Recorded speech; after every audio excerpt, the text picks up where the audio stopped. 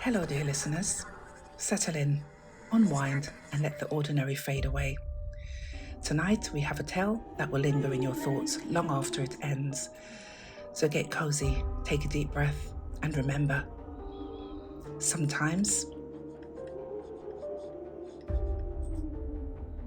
the creak in the floorboards isn't just your imagination. Let's begin.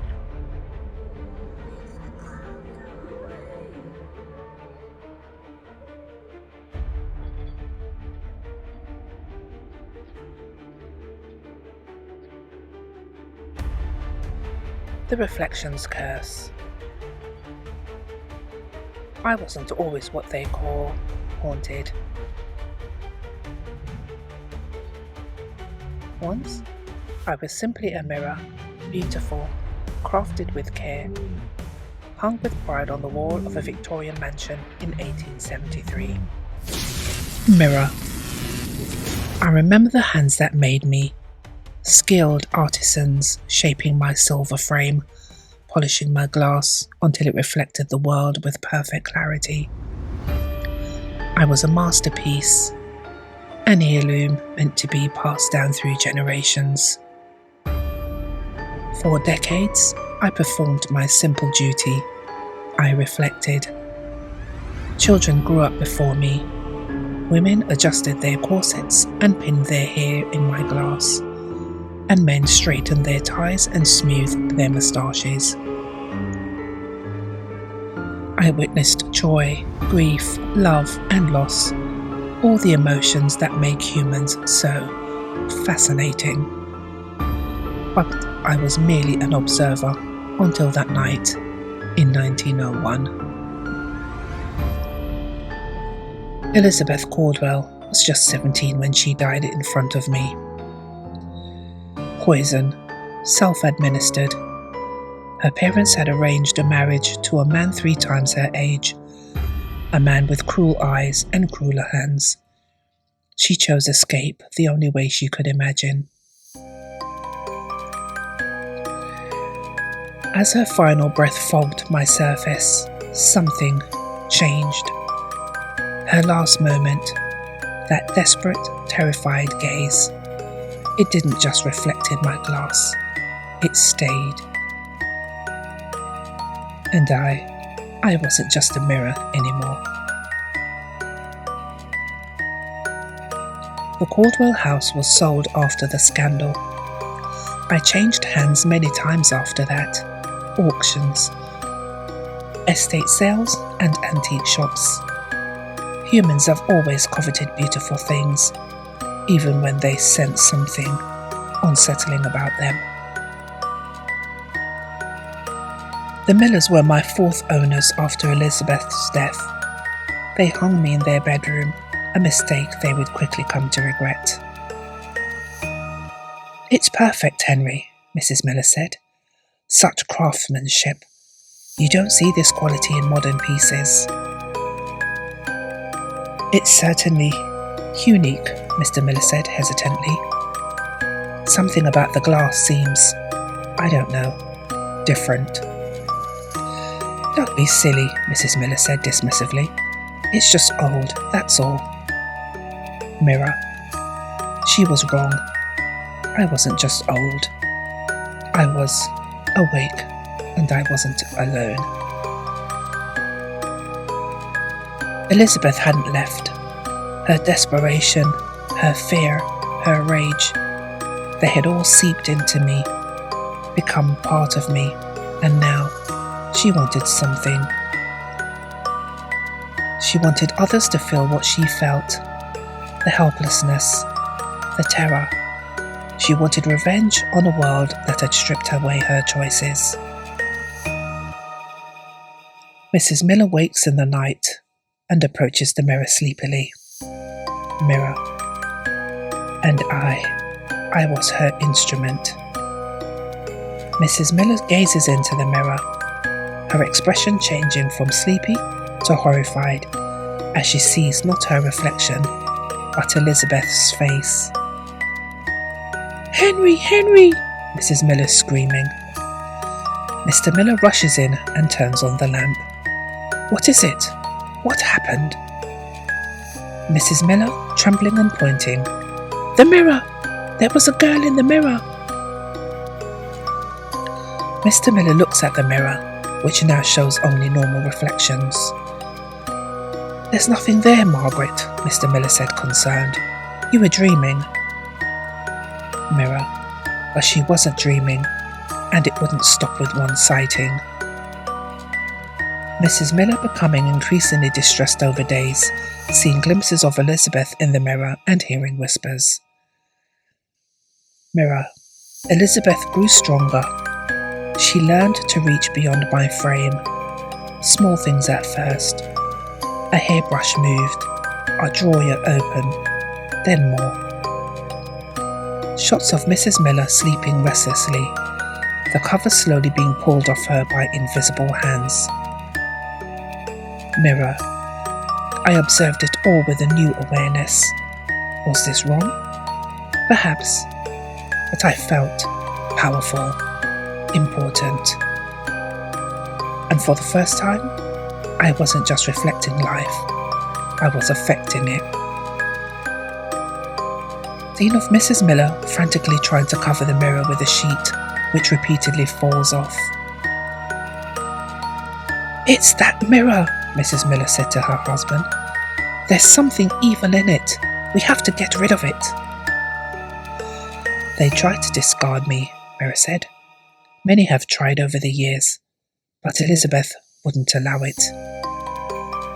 Scene of movers trying to remove the mirror, one slipping on the stairs, the mirror somehow remaining unharmed.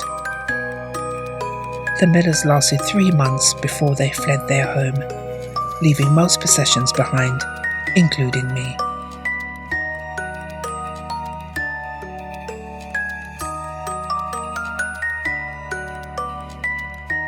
Shot of an empty abandoned house with the mirror still hanging on the wall. Mirror. I should have felt remorse, but instead, I felt anticipation. Who would the next owners be? What new drama would unfold before my glass? Time-lapse showing the house being vacant, then occupied again. Seasons changing outside the windows. Mirror. The pattern repeated itself. New owners, strange occurrences, fear and departure. With each cycle, Elizabeth's spirit grew more malevolent, and I grew more conscious.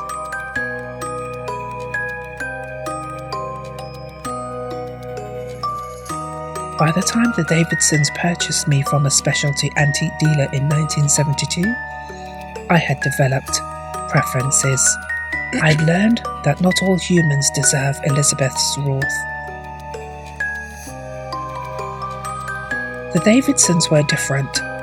They treated each other with kindness. They had a daughter, Claire, just a few years younger than Elizabeth had been. For the first time, I tried to restrain Elizabeth, to protect instead of terrify. A night scene. Elizabeth's ghostly form emerges from the mirror, moving towards sleeping Claire, but the glass ripples and seems to pull her back.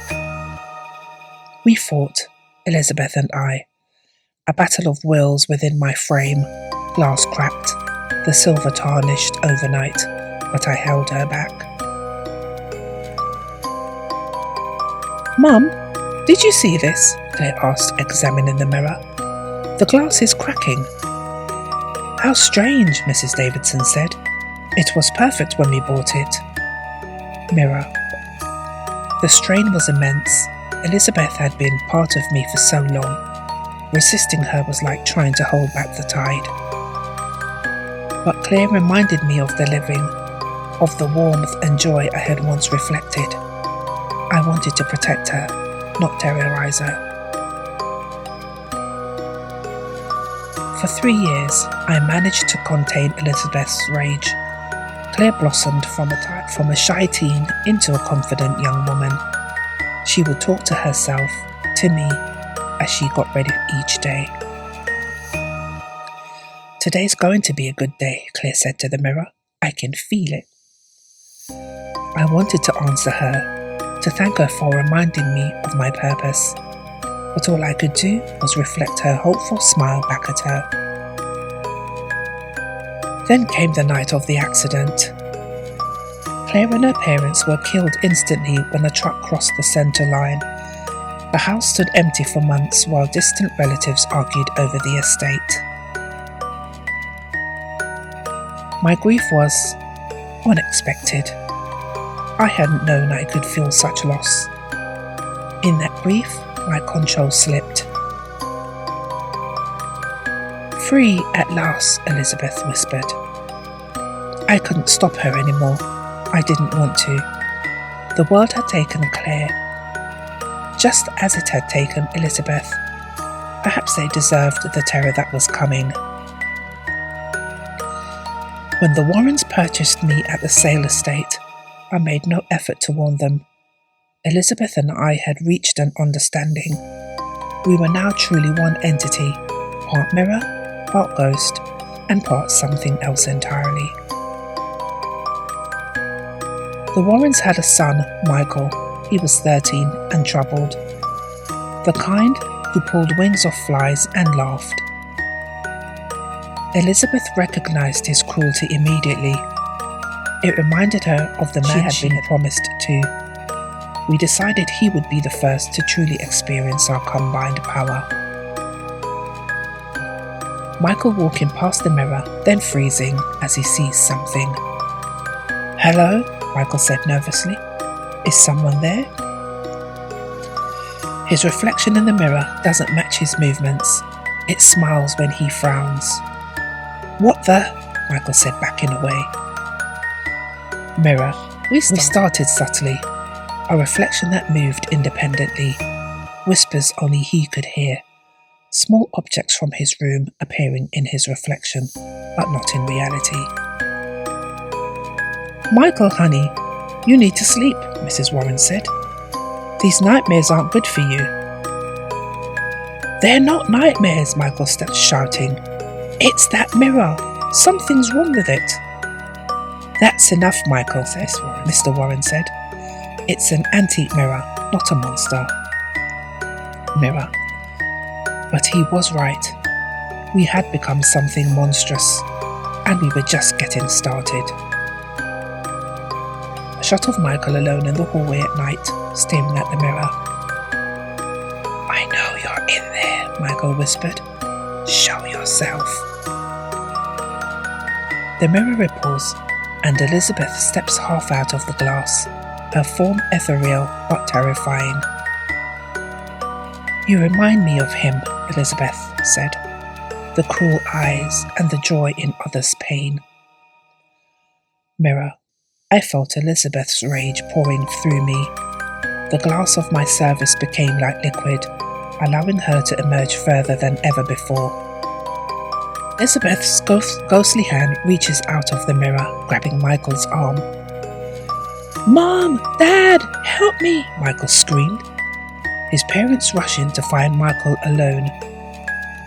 Scratches on his arm and the mirror perfectly normal. "Michael," Mr. Warren said, "did you do this to yourself?" "No, it was her," Michael said, sobbing. "The girl in the mirror. She tried to pull me in." Mirror. Night after night, we tormented him. I should have felt remorse. But I felt only satisfaction. Decades of passively reflecting the world had given way to this, the power to instill fear, to punish and to control. Montage of escalating haunting incidents, objects flying, lights flickering, and Michael's deteriorating mental state. Then came the night when everything changed again. Michael standing before the mirror in the dark and holding a hammer. "I am ending this. You're not real," Michael said, voice shaking. "You're just a thing, and I'm going to destroy you." He raises the hammer, but hesitates as his reflection smiles coldly back at him. Mirror. In that moment, I saw into Michael's mind. Beneath the cruelty was fear. Beneath the fear was pain. He was a child lashing out because he felt powerless. Michael's reflection transforms into Elizabeth, then into Claire. Mirror, just like Elizabeth had been, just like Claire might have become if fate had been different. Michael lowers the hammer and tears are streaming down his face. "What do you want from me?" he whispered. For the first time, Elizabeth and I were not united. I felt her push for vengeance, but I resisted. The mirror's surface ripples violently, cracks spreading further. "I made a choice," Mirror said. Michael's reflection returns to normal, but a single tear runs down its cheek, a tear not present on the real Michael's face. Mirror. Instead of showing him horror, I showed him truth. Every time he had hurt someone, every tear he had caused, but also every moment of joy he had experienced, every possibility his future held. Michael drops the hammer, backing away slowly. "I see," Michael said softly. "I see now." The Warrens moved shortly after, not fleeing in terror as others had, but carefully and thoughtfully. Michael wrapped me personally, handling me with unexpected gentleness. They donated me to a paranormal research centre. For the first time, I was among humans who understood what I had become, who wanted to study rather than fear me. Elizabeth remained with me, but her rage had subsided somewhat. Together, we watched the researchers come and go. We listened to their theories, their excited discussions when equipment malfunctioned near me. Researcher holding an EMF meter that's going crazy near the mirror. "The readings are off the charts," the researcher said. "This is definitely one of the most active objects we've ever studied." Researcher 2 came in.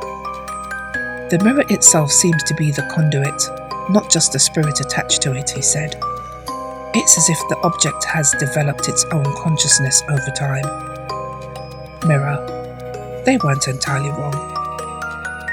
In the quiet hours, Elizabeth and I would commune.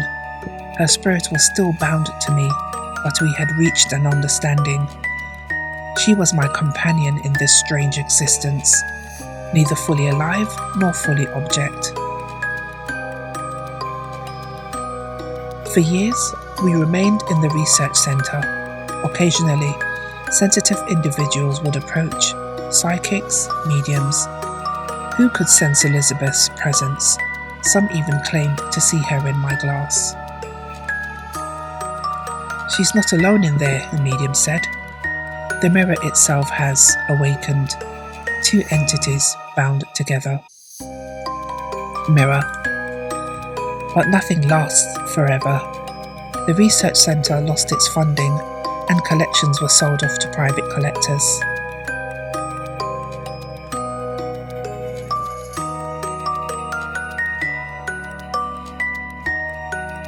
Which brings us to now, to you. Yes, you, the one watching this. Did you think this was merely a story? A fiction created for entertainment? Look around your room. Do you own any antiques? Items with history? Have you ever felt that strange sensation of being watched? Of an object holding more than it should? The mirror's surface begins to ripple slightly. We are everywhere, silent witnesses to your lives. Most of us remain just objects, but some of us wake up. Elizabeth's face appears briefly in the glass. Tonight, when you're alone, really look at your reflection, look deeply. Is it perfectly synchronized with your movements? Does it hold your gaze a moment too long? And does it know things about you that no one else does? The rippling in the mirror intensifies, because we see you, all of you, your secrets, your fears, your true face when no one else is watching. Elizabeth's hand seems to press against the glass from inside. And sometimes, we want more than just to watch. The mirror's surface suddenly calms, showing only a normal reflect. Sweet dreams, and remember, we're always watching. I hope you enjoyed this story. Thank you so much for listening. If you do have any comments, leave them down below, and until the next time, have a good evening. Wherever you are in the world, take care.